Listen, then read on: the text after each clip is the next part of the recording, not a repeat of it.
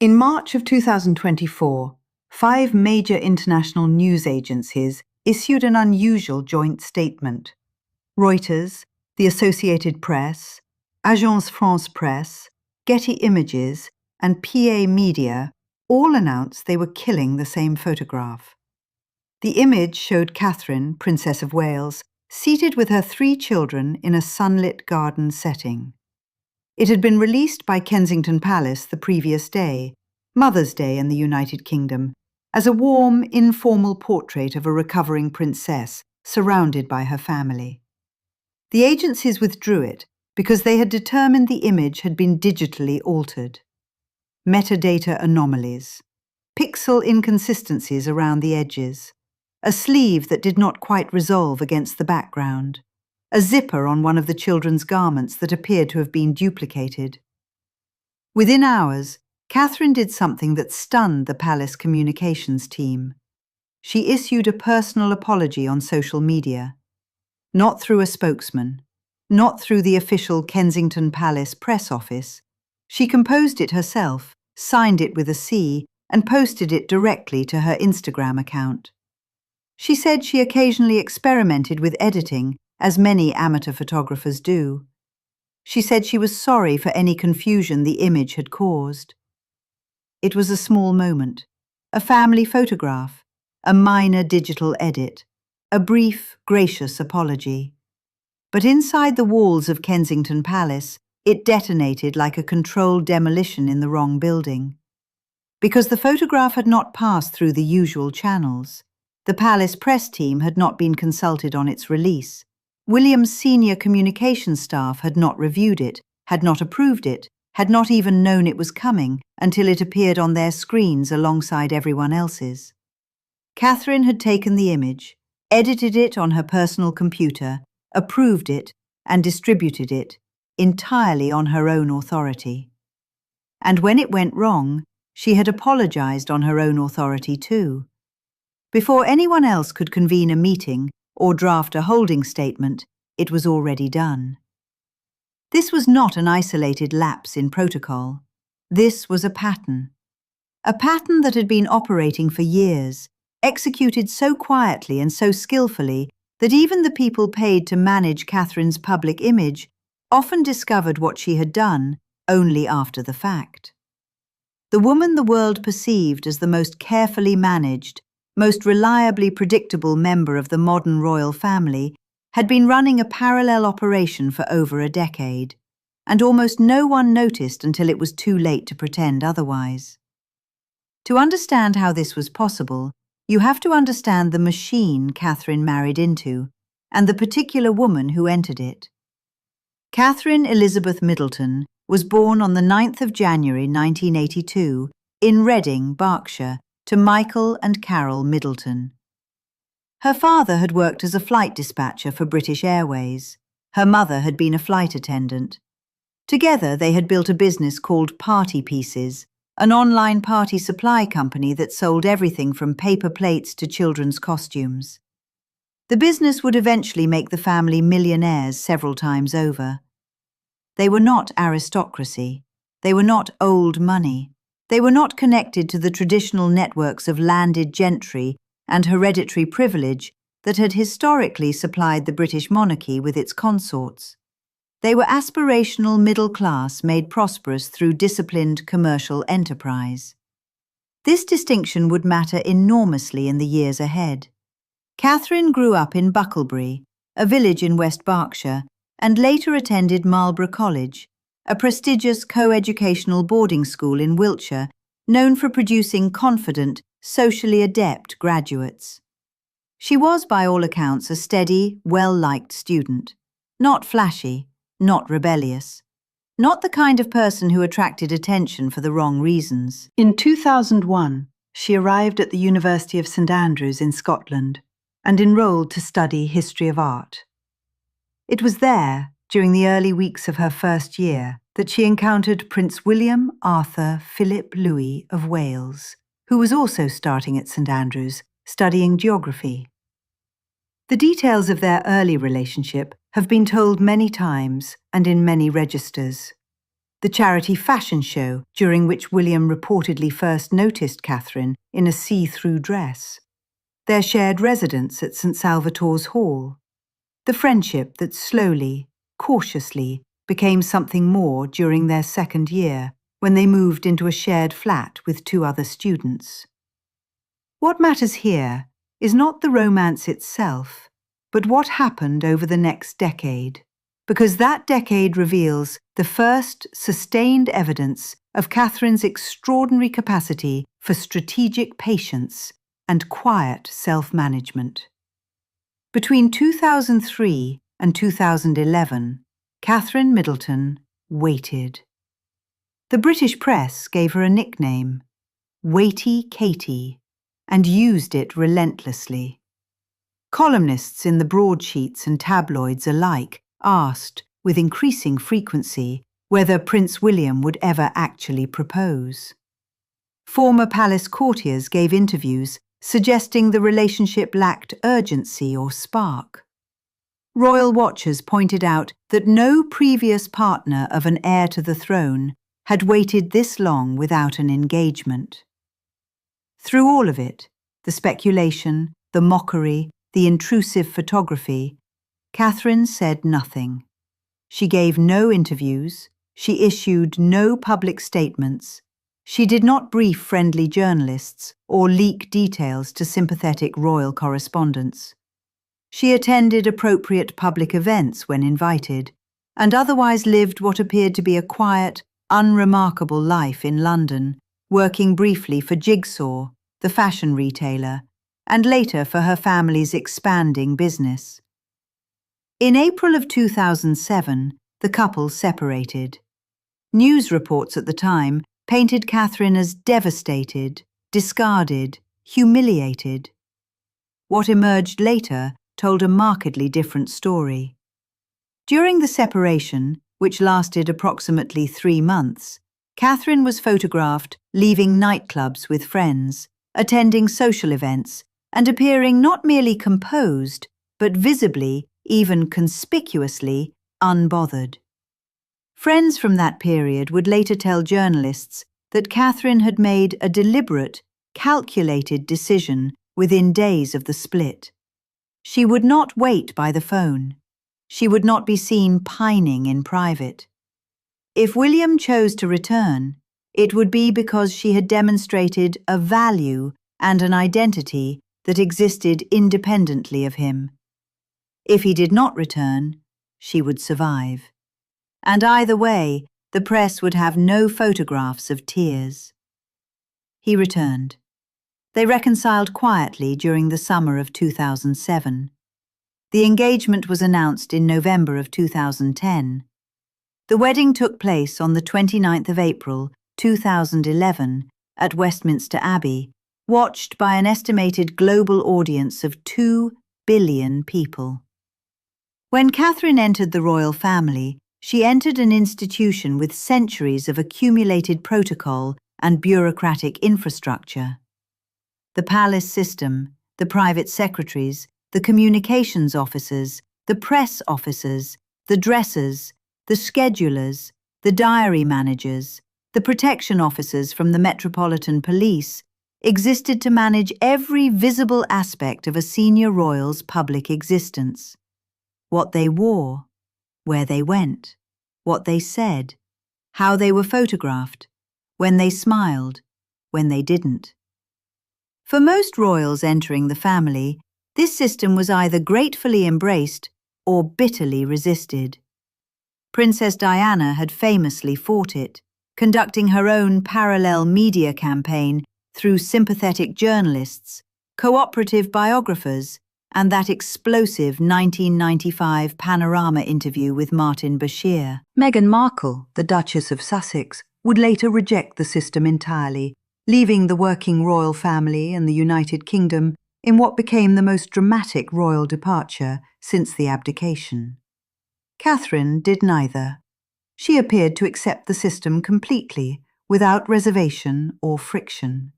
She followed protocol precisely. She wore appropriate clothing. She attended scheduled events punctually and without complaint. She smiled for cameras with consistent warmth. She never briefed the press. She never complained publicly. She was, by every external measure, the ideal modern royal consort. Pleasant, photogenic, scandal-free, and apparently entirely content within the boundaries the institution established for her. This was the public perception, and it held for well over a decade. Commentators described her as a stabilizing influence on the monarchy. Royal correspondents praised her reliability and professionalism. Fashion writers catalogued her outfits with reverent attention. The consensus was remarkably uniform. Catherine was a woman who had successfully subordinated her private identity to her public role. A team player, a good sport, a safe pair of hands, the opposite of difficult. What very few people understood, and what the accumulated evidence now makes uncomfortably clear, was that Catherine had not subordinated anything at all. She had simply learned, with remarkable precision, to operate on two tracks simultaneously. The first sign appeared earlier than most people realize. In November of 2010, when William and Catherine sat down with Tom Bradby of ITV News for their official engagement interview, the world expected nerves. This was, after all, the same format in which Princess Diana had given that famously vulnerable, wide-eyed performance in 1981, admitting to the camera that she felt overwhelmed and out of her depth. Catherine arrived in a sapphire blue dress that precisely matched her engagement ring and would sell out within hours of broadcast. She spoke in complete, carefully structured sentences. She acknowledged the long wait with self-deprecating humor rather than defensiveness. She deflected intrusive questions with practiced, almost professional ease. Bradby later told colleagues in the ITV newsroom that he had rarely encountered anyone so thoroughly prepared for a broadcast interview, let alone someone with no media training and no prior on-camera experience. His producer independently noted that Catherine appeared to have rehearsed not merely her answers, but the transitions between topics, the precise way she handed questions to William, the manner in which she redirected attention when a line of inquiry became uncomfortable. The Kensington Palace press team had offered professional media coaching ahead of the interview. Catherine had politely declined. Whatever preparation she had done, she had conducted it entirely alone. The 2007 separation revealed something structurally similar. When news reached the tabloid editors that William and Catherine had split, reporters and photographers immediately staked out Catherine's London flat, positioning themselves for the expected money shot. Tears, distress, visible heartbreak. What they captured instead was a woman in a short skirt and heels, heading out to a nightclub in central London with her sister Pippa and a small group of loyal friends. Over the following weeks, Catherine was photographed at multiple social events, each appearance more composed and more confident than the one before.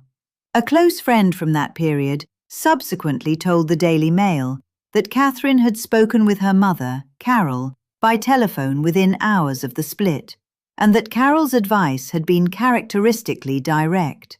Be visible, be happy, be busy, and under no circumstances allow yourself to be photographed looking miserable. Palace insiders who had confidently assumed Catherine would retreat into private devastation were openly baffled. One former aide to the Prince of Wales later told a biographer that absolutely nobody in William's circle had anticipated that particular reaction. It suggested a strategic capability and a family support structure that they had not accounted for at all. After Prince George was born in July of 2013, the palace followed its standard procedure for royal births. Official photographs would be commissioned from a professional court photographer. The resulting images would be vetted by the communications team, carefully selected, and distributed through the palace press office according to established protocols. But within months, a distinctly different pattern began to emerge. Kensington Palace started releasing photographs that were credited not to any professional photographer, but to the Duchess of Cambridge herself. She had taken them on her own camera, in settings she had chosen. She had edited them on her own computer, using her own software. She had decided which images to release and when. The Palace Press Office was informed of these decisions, but pointedly not consulted on them. One former communications advisor later admitted to a veteran royal correspondent that the arrangement had taken the entire team by surprise. They had expected to have meaningful input on framing, composition, background choices, and release timing. Instead, Catherine consistently presented finished products that required no institutional involvement whatsoever. The images were warm, technically accomplished, beautifully composed, and essentially impossible to criticize. It was, the advisor conceded with evident admiration, the most elegant power grab anyone in that building had ever witnessed. Throughout her years as a working royal, Catherine maintained a relationship with her parents and siblings that went considerably beyond ordinary family closeness.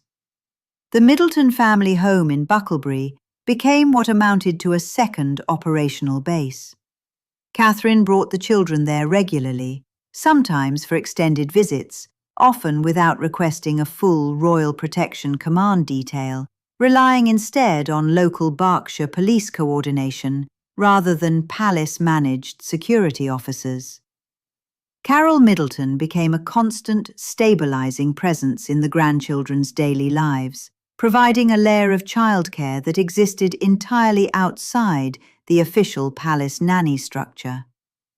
A former member of William's household staff told the journalist Valentine Lowe, author of a detailed account of palace life, that the Middleton family operated as what he described as a parallel court, a fully functioning domestic and emotional support system that answered ultimately to Catherine and to no one else. William was welcome within it, genuinely so, but he was not directing it. The arrangement gave Catherine something no other royal consort of her generation possessed, a comprehensive support network that owed absolutely nothing to the institution she had married into. Catherine's inner circle of personal friends constituted another carefully guarded territory entirely outside institutional oversight. Unlike other senior royals, who tended to socialize within established aristocratic networks and palace-adjacent circles, Catherine maintained deep, active friendships from Marlborough, from St Andrews, and from her pre-royal years in London. These friends were notable above all for their absolute, unwavering silence. They did not give interviews, not even friendly ones. They did not discuss Catherine on social media, even obliquely. They did not attend high-profile public events where they might be photographed and subsequently identified by tabloid picture desks. One of her closest friends from Marlborough reportedly told another parent at a school function that she and Catherine spoke regularly by phone, but that she had been asked, very early in the friendship's evolution through Catherine's public life, never to discuss their private conversations with anyone under any circumstances. When a former schoolmate briefly sold an anecdote to a tabloid during the early years of Catherine's relationship with William, she was cut off immediately, completely, and permanently. Staff at Kensington Palace learned of these friendships only incidentally when an unfamiliar name appeared in Catherine's private diary that no one on the scheduling team could identify or place. When Catherine selected her first official royal patronages, the palace anticipated a standard collaborative process. Senior advisors would research and present a curated shortlist of organizations aligned with the monarchy's broader strategic priorities and public engagement goals. Catherine would review the options, ask questions, and choose from the list. What actually happened was that Catherine arrived at the very first planning meeting with her own list, already thoroughly researched, already carefully prioritized, already backed by data. She had identified early childhood development, children's mental health awareness, and addiction recovery support as her primary areas of focus. An advisor who was present at that meeting later told the journalist Robert Lacey that the specificity and depth of Catherine's preparation had both impressed and slightly unnerved the assembled team. She had not merely chosen appealing causes, she had systematically identified gaps in existing royal patronage coverage across the family, mapped those gaps against publicly available national health data and government reports, and selected areas where she believed her involvement could generate measurable, demonstrable impact. The aide described it as the work of someone who had been planning this role and these specific interventions for years before she ever officially held the position, which the accumulated evidence strongly suggests is precisely what Catherine had been doing. The phenomenon the fashion press called the Kate effect, the extraordinary commercial power whereby virtually any garment Catherine wore at a public engagement would sell out from retailers within hours, sometimes minutes, was widely attributed to a skilled team of professional stylists and fashion advisors working behind the scenes at Kensington Palace. The reality was considerably simpler and more revealing. Catherine managed her own wardrobe with minimal input from palace staff. She selected her own outfits from her own research. She coordinated accessories, chose complementary colors, made independent decisions about when to rewear garments and when to introduce new pieces, about how to mix accessible high street brands with established designer labels, and about the diplomatic and symbolic messaging embedded in her clothing choices for official visits abroad. Her personal assistant and dresser, Natasha Archer, worked closely alongside her, but functioned primarily as an organizer and executor rather than a creative strategist. A senior fashion journalist who had covered the British royal family for over a decade told a documentary production crew that repeated professional attempts to identify and contact Catherine's supposed stylist had consistently reached a dead end. There was no hidden stylist. Catherine herself was the strategist. The remarkable consistency of her public image was not an institutional achievement. It was an intensely personal one. In 2019, when the official Kensington Palace Instagram account was launched, the platform was understood to be managed entirely by the Palace Digital Communications team. Content was discussed in editorial planning meetings. Individual posts were drafted, reviewed, approved, and scheduled weeks in advance, according to a structured content calendar. But members of the digital team quietly noticed something unusual in the account's operations. Certain posts, particularly those featuring the children or Catherine's own photography work, appeared on the feed outside the normal planning cycle and editorial workflow. They were uploaded from a device that was not registered as part of the official palace communications infrastructure. A former member of that digital team later confirmed to a media outlet that Catherine had direct, independent access to the account, and that she occasionally created and posted content entirely on her own, bypassing the established editorial approval process completely. The posts she uploaded independently were, by every engagement metric the team tracked, consistently and significantly the highest performing content on the entire account. When this pattern was eventually raised with senior household staff, the response was characteristically pragmatic. If it is working, leave it alone. Anne Mahal, the 10-bedroom Georgian country house on the Sandringham estate in Norfolk, given to William and Catherine by the late Queen as a wedding present, became yet another physical expression of Catherine's independent operation. While Kensington Palace served as the official working residence and the formal base for their public lives, Anmer Hall was unmistakably Catherine's domain. She personally oversaw its extensive renovation.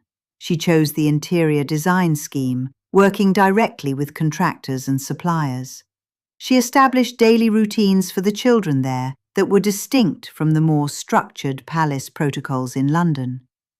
A shopkeeper in the small village of Anmer told a local reporter that Catherine was a regular, familiar presence, walking the family dog along country lanes, purchasing groceries in person, chatting with neighbours over garden walls. She appeared, the shopkeeper said, to operate without any visible staff support whatsoever. A protection officer who had served during that Norfolk period later observed to a media contact that Catherine's evident confidence in managing her entire domestic and family life without institutional assistance was distinctly unusual among senior royals of her rank and generation. It was, he reflected, as though she was quietly but persistently determined to prove, at least to herself, and perhaps to anyone paying close attention, that the institution was something she had chosen to participate in, not something she depended upon for her identity or her daily functioning. Then, in January of 2024, the entire system was tested as it had never been tested before. On the 17th of January, Kensington Palace issued a brief, carefully worded statement. The Princess of Wales had undergone planned abdominal surgery at the London Clinic, a private hospital in central London. The condition was described as non-cancerous. She would remain in hospital for approximately 10 to 14 days and was unlikely to return to official public duties until after Easter at the earliest. The statement was deliberately clinical and pointedly uninformative. Behind the scenes, however, the situation was considerably more complex than the public announcement suggested. According to multiple reports published later that year by credible news organizations, the decision to limit the information released to the absolute minimum had been Catherine's own. William's communications team had drafted a more detailed statement that provided additional context and reassurance. Catherine had reviewed it and overruled it.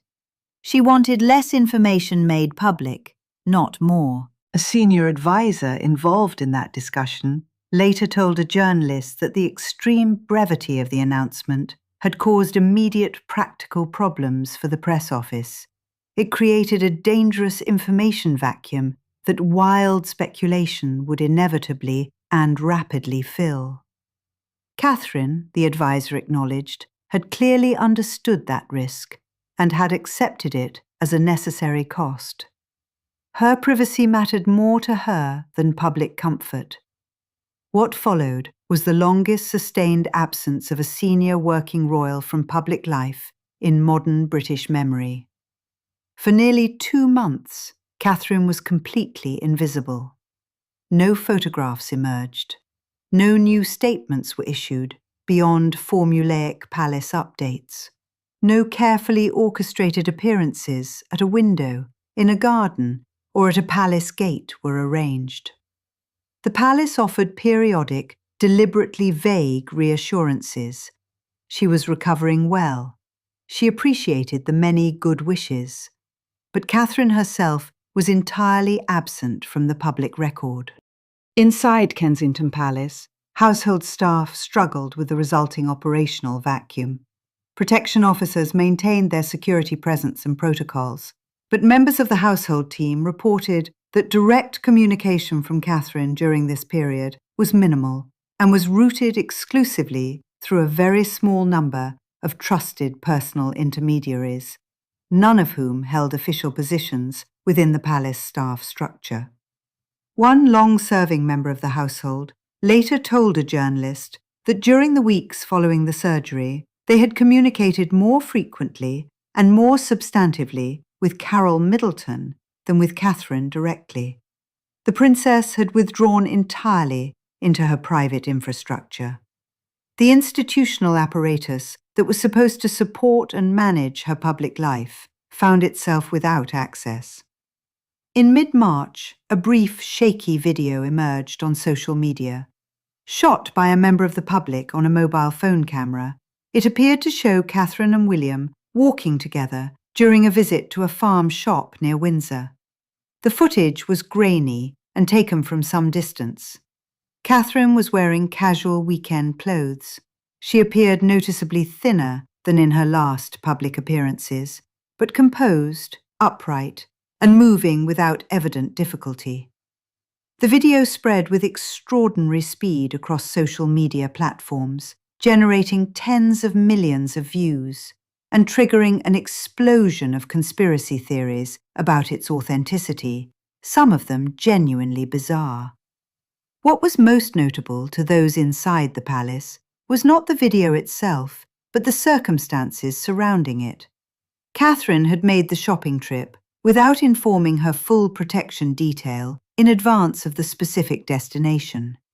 She had driven herself to the location. She had selected where to go and when. The outing had not been staged or coordinated for public consumption. It was a simple act of ordinary domestic life that happened to be witnessed and recorded by a stranger. A former royal protection officer commented to a reporter that Catherine's willingness to move through public spaces without comprehensive advanced security coordination demonstrated a level of personal autonomy and self-assurance that would have been essentially unthinkable for most senior royals in her position. The Mother's Day photograph, released on the 10th of March, was the single event that forcibly dragged Catherine's private parallel operation into unavoidable public view. Catherine had taken the photograph herself. She had edited it herself, using image processing software installed on her personal laptop computer. She had approved and uploaded it through communications channels she personally controlled. When the 5 international news agencies simultaneously withdrew the image, the Kensington Palace communications team immediately scrambled to draft an appropriate institutional response. Before they could finalize the language of their statement, before they could even agree on a strategic approach within their internal group email chain, Catherine had already composed and posted her personal apology. A member of the communications staff subsequently described the moment they saw her Instagram post appear on their screens as physically jarring. They had been literally mid-sentence in a group email exchange about response options and damage control strategies. The episode revealed not merely that Catherine was capable of operating independently of the institutional machinery, it demonstrated that her independent operation was consistently faster, more decisive, and more instinctively calibrated than the institutional one. The palace machine she had married into was slower than the woman operating inside it. On the 22nd of March, 2024, Catherine released a video statement that would be viewed hundreds of millions of times around the world. She sat alone on a wooden bench in a garden at Windsor. She wore jeans, white trainers, and a casual Breton striped top. She spoke directly and steadily into the camera. She revealed that her January surgery had discovered that cancer was present, and that she was now undergoing a course of preventive chemotherapy. The video lasted 2 minutes and 14 seconds. It was filmed at Windsor by a crew from BBC Studios, but the script, according to multiple reports from sources close to the production, was Catherine's own. She had written every word of it. She had chosen the location, the wardrobe, the visual tone. She had determined when to record it and when to release it. William's private office had been involved in operational logistics and scheduling, but the creative vision, the editorial decisions, and the emotional register of the statement were entirely, unmistakably Catherine's. A BBC source later told a media correspondent that the production crew had been given almost no creative brief before arriving at Windsor. Catherine appeared on set already knowing exactly what she intended to say, precisely how she wanted to look, and where she wanted to sit. The crew positioned the camera and set the lighting levels. She delivered her statement in very few takes. The words she spoke, calm, measured, deeply personal, were words no institution could have written for her. What the health crisis clarified, according to multiple people close to the couple who spoke subsequently to journalists and biographers, was the true extent to which Catherine had always operated with a degree of personal independence that William himself had not fully recognized or registered. During her treatment, she made decisions about her medical care in direct consultation with her oncology team and with her mother. William was informed of these decisions, but was not always consulted before they were made. A source with direct knowledge described to a biographer a specific moment early in the course of treatment when William suggested a particular approach to managing her schedule through his private secretary.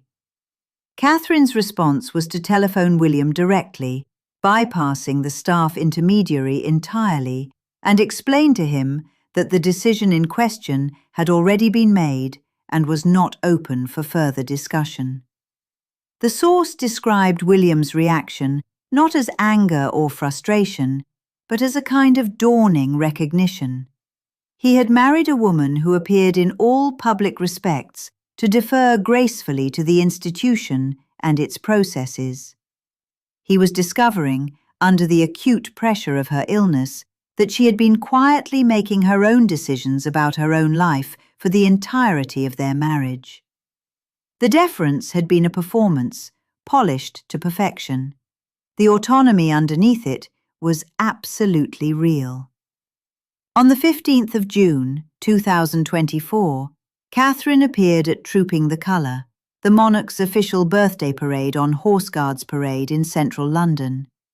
She rode in an open carriage along the Mall with her 3 children. She stood on the Buckingham Palace balcony alongside the King and the extended royal family. The reaction from the enormous crowds lining the route was immediate and overwhelming. What the cheering public did not know was that the decision to attend had been entirely Catherine's own, communicated to the household less than 48 hours before the event. Her medical team had been consulted and had confirmed she was physically well enough. William had been supportive and encouraging, but was not the initiator of the plan. Palace schedulers had been actively preparing operational contingency plans for the ceremony that did not include Catherine at all.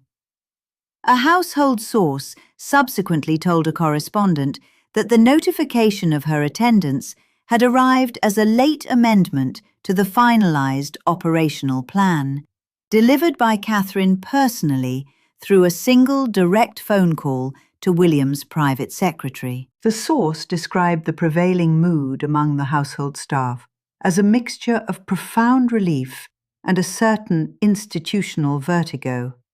Catherine had simply materialised in their carefully prepared schedule without having gone through any part of it. On the 14th of July, Catherine appeared at the All England Club for the Wimbledon Gentlemen's Singles Final. She received a sustained, emotional standing ovation from the entire centre court crowd as she took her seat in the royal box. She later presented the championship trophy to Carlos Alcaraz after his straight sets victory. She was visibly, genuinely moved by the warmth of the reception she received. Behind the scenes, her appearance at the tournament followed exactly the same operational pattern that had now become unmistakable. Catherine had decided independently to attend. She had communicated that decision through her own private channels. the All England Lawn Tennis Club had been given relatively short notice of her confirmed presence. Her wardrobe selection, a striking purple dress, carried symbolic resonance that experienced fashion correspondents immediately decoded as a deliberate nod to the traditional Wimbledon tournament colours. But the shade also happened to correspond with colours widely associated with cancer awareness campaigns. A member of her personal team later confirmed that the dual meaning of the colour choice had been entirely intentional, but that Catherine had not explained the symbolism to anyone else before the event. Her staff discovered the layered significance of the outfit at precisely the same time as the watching public. She had, once again, made the creative and strategic decision completely alone. On the 9th of September 2024, Catherine released another carefully produced video. This time, she appeared alongside William and all 3 children, walking together through sun-dappled woodland near their Norfolk home. She announced that she had completed her course of chemotherapy and that while the road to complete recovery would be long and required continued vigilance, she was cancer-free. The video was intimate, personal, deliberately unhurried, and produced to a visual and emotional standard that clearly reflected careful creative direction. The Palace Communications team had been meaningfully involved in the production process this time. The painful lesson of the Mother's Day photograph had been absorbed and implemented. But the conceptual vision, the tone, the emotional register, and the fundamental narrative of the piece were recognizably and unmistakably Catherine's own creation. A person closely involved in the production later described it as the clearest, most transparent expression of what Catherine had been doing quietly for years. She took the institutional resources available to her, the production support, the distribution channels, the global platform, and she deployed them entirely on her own terms, to tell her own story in her own carefully chosen words at her own deliberately selected moment. The distance between what the Palace system had planned and what Catherine independently delivered had never been more visible or more instructive. The evidence, taken together and examined without the comfortable distortions of the official narrative, presents a portrait that is considerably more complex than the public image has ever suggested. Catherine, Princess of Wales, spent over a decade constructing and meticulously maintaining 2 simultaneous versions of herself. The first was the one the world recognized and broadly approved of, the composed, elegantly dressed, reliably pleasant royal consort who attended events on schedule, smiled warmly for cameras on command, and never generated controversy or embarrassment. This version was real. It was not a mask in the conventional theatrical sense. Catherine genuinely embodied the qualities the role demanded. She was punctual, she was courteous, she was professionally diligent, and she took the work of public service seriously and with evident sincerity. But the second version, the one that operated continuously in the spaces between public appearances, in the margins of the official schedule, in the private hours that the institution assumed were empty, was equally real and considerably more revealing. This was the woman who took her own photographs and distributed them before the press office could intervene or review them, who maintained deep, active friendships that the palace staff knew nothing whatsoever about, who operated a parallel household infrastructure at her parents' Berkshire home, complete with its own routines, its own childcare arrangements, its own independent communication channels, who selected her own charitable causes based on her own research, chose her own wardrobe based on her own strategic judgment, wrote her own public statements in her own voice. Who, when confronted with a cancer diagnosis that would have broken many people's composure entirely, managed every aspect of the information flow on her own terms, wrote her own script, directed her own visual presentation, and told the world what had happened when she personally judged the moment was right, not when the institution's strategic communications calendar deemed it most advantageous. The comparison with her immediate predecessors is instructive and clarifying. Diana, Princess of Wales, fought the palace system openly and often dramatically. She gave unauthorized interviews. She cooperated with sympathetic biographers. She leaked damaging information through intermediaries. She waged what was, by any honest assessment, a sustained public war against the institution that had absorbed her. She won significant tactical battles in that war, but at an enormous, arguably devastating personal cost. Meghan, Duchess of Sussex, also fought the system, initially through traditional channels and ultimately by rejecting the institution entirely, departing the working royal family and relocating permanently to the United States. Her exit was dramatic, public, divisive, and generated years of acrimonious public debate. Catherine chose a third path, one that neither Diana nor Meghan had attempted. She did not fight the palace system. She did not try to reform it from within through confrontation. She did not leave it in dramatic protest. She simply, quietly, persistently built around it. She constructed a private architecture of personal relationships, creative outlets, family support structures, and independent decision-making processes that existed alongside the institutional framework but was never controlled by it. She remained physically inside the palace walls while maintaining an interior life, a private identity, and an operational independence that the walls could not contain or even fully perceive. This was not rebellion. It was something considerably more sophisticated than rebellion. It was the patient, disciplined creation of a parallel infrastructure so seamlessly integrated with the official one that most external observers, including many of the people who were literally employed to manage her public affairs, could not identify where the institutional operation ended and Catherine's personal one began. The question this naturally raises is whether Catherine's approach represents a viable, transferable model for surviving the demands of the modern monarchy, or whether it was so specific to her particular personality and circumstances that it cannot be replicated.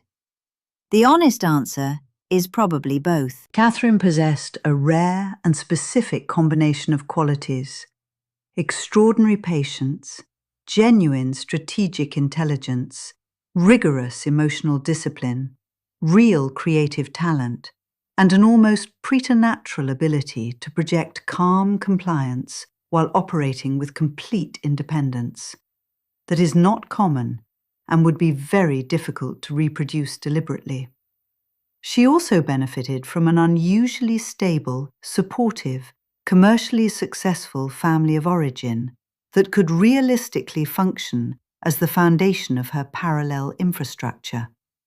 Not every future royal consort will possess those internal qualities, and not everyone will have a Carol Middleton standing behind them.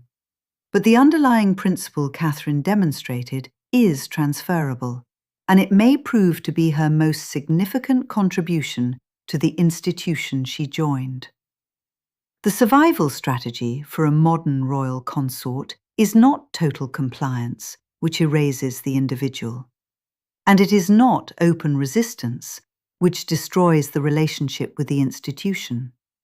It is the quiet, sustained, intelligent construction of genuinely private space within an overwhelmingly public life. It is the patient maintenance of an independent identity that does not threaten the institution but is categorically not dependent upon it. The story of Catherine's private architecture, the parallel life she constructed and maintained within one of the most relentlessly public institutions on earth, is, at its foundation, a story about the preservation of identity under sustained institutional pressure. It is about what happens when an individual is absorbed into a system that implicitly demands total visibility, total availability, and total institutional loyalty, and about how one particular individual found a way to preserve something genuinely invisible and entirely her own within that system's walls. There are other stories like this one, other public figures who navigated the treacherous gap between the official image and the private reality, between the sanctioned public performance and the unsanctioned private truth. Figures whose authorized histories tell one polished story, while the documentary evidence, examined carefully and without deference, tells another. If this account has been useful, subscribing to the channel costs nothing, and there are more stories like this one queued. The bell notification means you will see them when they go up. What makes these stories worth investigating and telling is not the gossip. It is not the tabloid thrill of catching a public figure in a private contradiction. It is the deeper recognition that the people who occupy these extraordinary, scrutinized, essentially impossible positions are, beneath the titles and the protocol and the carefully managed public appearances, engaged in the same fundamental human struggle as everyone watching. The struggle to remain authentically themselves inside the roles that the world and its institutions assign to them. Some succeed at this struggle, and some fail. Some, like Catherine, find solutions so elegant in their execution and so quiet in their implementation that the world does not even notice them operating until something unexpected breaks the surface and forces a moment of visibility. In March of 2024, 5 international news agencies killed a photograph. It was, on its surface, a simple domestic image. A mother seated with her 3 children in a garden, late winter sunlight, casual clothes, the kind of photograph that millions of ordinary families take and share every single day without anyone questioning its authenticity or examining its metadata.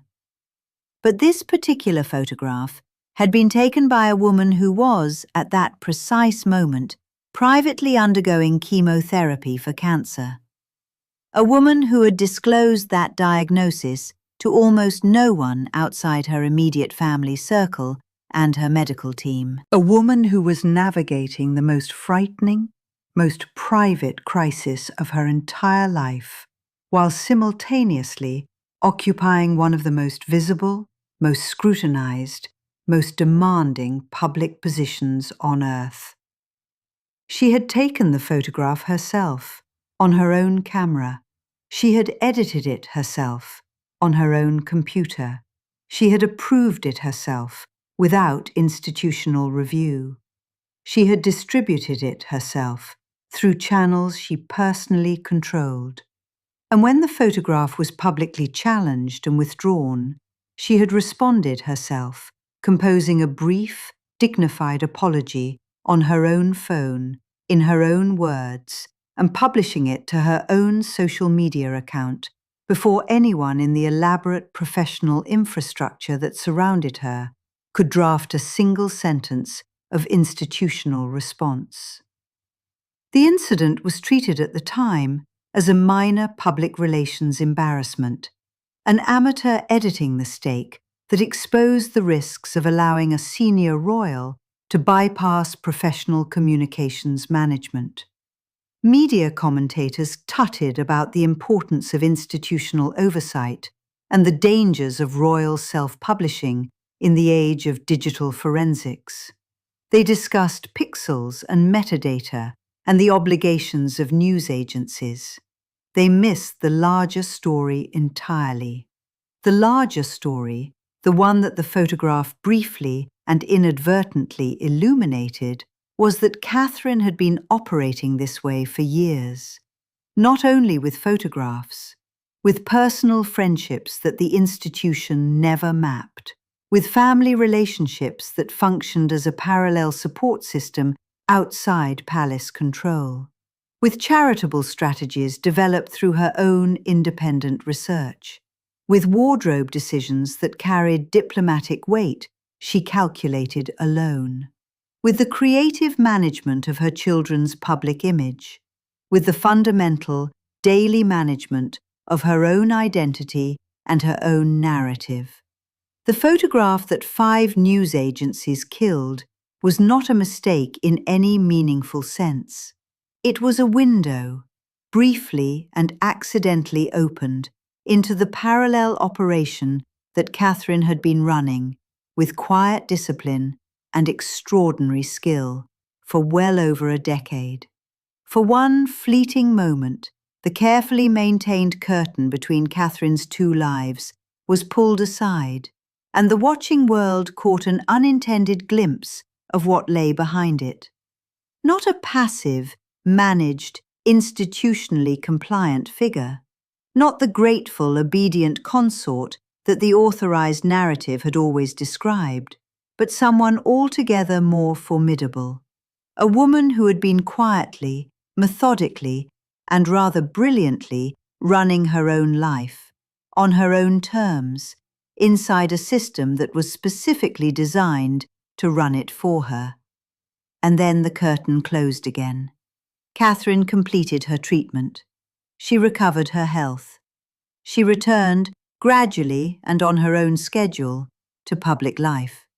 She resumed the outward performance of the role, the composure, the carefully selected clothes, the warm and measured smile. The institution absorbed the disruption, recalibrated its procedures, and carried on. The press analyzed, speculated, and eventually moved on to the next story. But the evidence remains, embedded in the record for anyone willing to look at it carefully. It lives in the photographs she took and released before the press office ever saw them, in the friendships she maintained for decades that the palace staff never discovered, in the decisions she made about her own health, her own treatment, her own public communications, that the professional advisors learned about only after they were already irreversibly implemented. In the video she recorded on a garden bench at Windsor, wearing jeans and speaking words she had written alone, informing the world about her cancer in her own voice, at her own chosen moment, with a composure that no institution could have coached and no protocol could have produced. The secret Catherine kept was never a single dramatic hidden fact. It was something larger, more fundamental, and far more impressive. It was the sustained, decade-long preservation of an autonomous self. The quiet, relentless daily insistence that the woman who walked through the doors of Kensington Palace in 2011 would still be recognizably, irreducibly present, whole, independent, and unmistakably her own person, no matter what the institution required of her, no matter what the public expected from her, and no matter what the world assumed about the woman behind the title. She kept that secret remarkably well.